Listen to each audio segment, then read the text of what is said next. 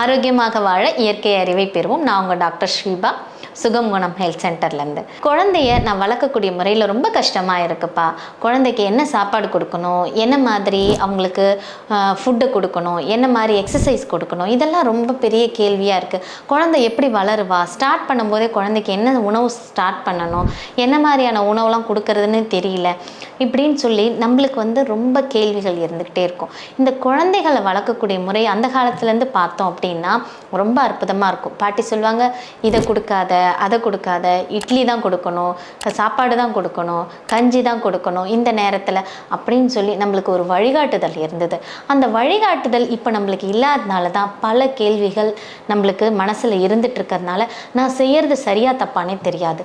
ஒரு ஒழுங்கமைப்பு இல்லாத உணவு முறையும் லைஃப் ஸ்டைலும் குழந்தைக்கு கொடுக்கும்பொழுது அது குழந்தையோட உடலையும் மனதையும் பாதிக்க ஏற்படுத்துது. இந்த குழந்தை பார்த்தீங்கன்னா, என் குழந்தை நான் சாப்பாடு கொடுக்குறேன், அது அதிகமாக சாப்பிடுது, சாப்பாடே சாப்பிட மாட்டேங்குது, சரியாகவே தூங்க மாட்டேங்குது, ஹைப்பர் ஆக்டிவாக இருக்குது, இதெல்லாம் நம்ம குழந்தைய சொல்லிக்கிட்டே இருப்போம். இதெல்லாம் ஏன்னே தெரியாது. இதற்கெல்லாம் காரணம் என்ன அப்படின்னு பார்த்தீங்கன்னா, முதல்ல நம்ம செய்யக்கூடிய விஷயம் உணவு முறை தான். இந்த கோழி குஞ்சு பார்த்தீங்க அப்படின்னா, கோழி குஞ்சு அப்பப்போ நிறைய சாப்பிட்டுக்கிட்டே இருக்குன்னு சொல்லுவாங்க, எதையாவது தின்னுக்கிட்டே இருக்கும்னு சொல்லிட்டு. இது எந்த ஸ்டேஜில்? குழந்தை வளரக்கூடிய ஸ்டேஜில். அப்போ உணவு முதல்ல கொடுக்க ஆரம்பித்து 1 வயசு ஆன பிறகு தான் நம்ம என்ன பண்ணுறோன்னா உணவை அடிக்கடி தேவைப்படும். அப்போ கொஞ்சம் கொஞ்சமாக கொடுத்துட்ருப்பாங்க. குழந்தை ஒன்றா கேட்கும், எல்லா உணவும் கேட்காது. ஒரே உணவை சாப்பிடாது. நீங்கள் ஒரு இட்லியை வச்சுட்டு ஒரு அரை மணி நேரம் கழித்து திரும்ப ஒரு இட்லியை கொடுத்தீங்கன்னா சாப்பிடாது, துப்பிடும். இப்போது என்ன குழந்தைக்கு தேவைப்படுது? குழந்தைக்கு variety of food, healthy food இல்லைன்னும் போது அவங்களுக்கு அடுத்து ஒரு காய் தேவைப்படலாம். ஒரு வாழைக்காய் கொடுக்கலாம், ஒரு அவரைக்காய் கொடுக்கலாம், இல்லையா ஒரு கேரட், பீன்ஸு, கோஸு, இந்த மாதிரி ஏதாவது ஒரு உணவுகளோட சுவைகளை விரும்புவாங்க. கீரை பிடிக்கலாம் குழந்தைக்கு, பருப்பு பிடிக்கலாம், ரசம் பிடிக்கலாம். இந்த மாதிரி குழந்தையோட உணவு முறை வித்தியாசமானது. அப்போ ஒவ்வொரு நேரத்துக்கும் ஒவ்வொரு வகையான உணவுகளை நம்ம குழந்தைக்கு கொடுக்கணும். குழந்தைய முழுசாக திணிக்க வச்சு குழந்தை எப்போல்லாம் சாப்பிடும், இன்றைக்கி 4 இட்லி சாப்பிட்டா நாளைக்கும் அதே 4 இட்லி சாப்பிடணும் அப்படின்ற ரூல்ஸை வச்சு குழந்தைய நம்ம திணிக்கக்கூடாது. ஒரு சில குழந்தைங்க பார்த்திங்கன்னா, இதே பழக்கத்தை நம்ம திணிக்கும் பொழுது குழந்தை சாப்பிட்டுக்கிட்டே இருக்கும், எதை பார்த்தாலும் சாப்பிடும். கொஞ்சம் லைட்டாக ஏதாவது டிஃபன் பாக்ஸ் ஓப்பன் பண்ணுற சத்தம் கேட்டாலும் சாப்பிட ஆரம்பிச்சிடும். இதெல்லாம் பார்த்திங்கன்னா குழந்தைய ஓவர் ஹேபிட்டேஷனுக்கு கொண்டு போக ஆரம்பிக்கும். நீங்கள் என்ன பழக்கிறீங்களோ அதுதான் குழந்தையோட ஹேபிட்டாக மாறும். அப்போ அந்த பழக்க முறைகளை நம்ம சரி செய்யணும். என்ன சரி செய்யணும்? குழந்தைக்கு பசின்ற உணர்வை புரிய வைக்கணும். பசிக்கு தான் முதல்ல ஃபீட் பண்ணுற தாய்மார்கள் முதற்கொண்டு பசியை உணரவே விடுறது கிடையாது. குழந்தைக்கு டைம் கணக்கில் நம்ம பார்த்து அரை மணி நேரத்துக்கு ஒரு தடவை, 1 மணி நேரத்துக்கு ஒரு தடவைன்னு ஃபீட் பண்ணணும்னு நினைக்கிறோமே தவிர அந்த குழந்தைக்கு பசின்ற உணர்வு வருதான்னு கூட நம்மளுக்கு தெரிய மாட்டேங்குது. இப்போ வளர்ச்சி அடையும் பொழுது குழந்தைகளோட உடல்நிலை இந்த உணவு சார்ந்தே இருக்குது. இது மட்டும் இல்லாமல் குழந்தையோட மனநிலை இந்த உணவு சார்ந்து இருக்குது.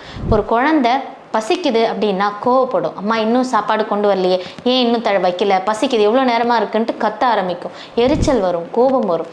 இந்த உணவுனால என்ன ஆகுனா குழந்தைகளோட கேரக்டர் மாற ஆரம்பிக்குது.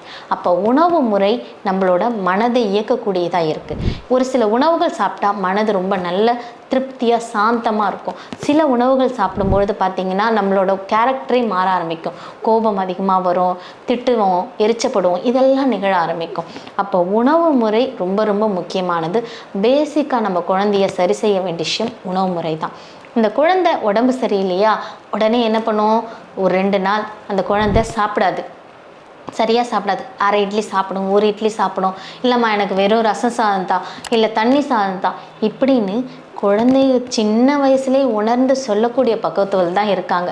நம்ம தான் என்ன பண்ணுவோம், நீ இன்னும் சாப்பிடலையே, நேற்று நல்லா சாப்பிட்டா இன்றைக்கி சரியாக சாப்பிடலையேன்னு திணிக்க ஆரம்பித்து குழந்தையோட உடலை பாதிப்பு ஏற்படுத்துகிறோம்.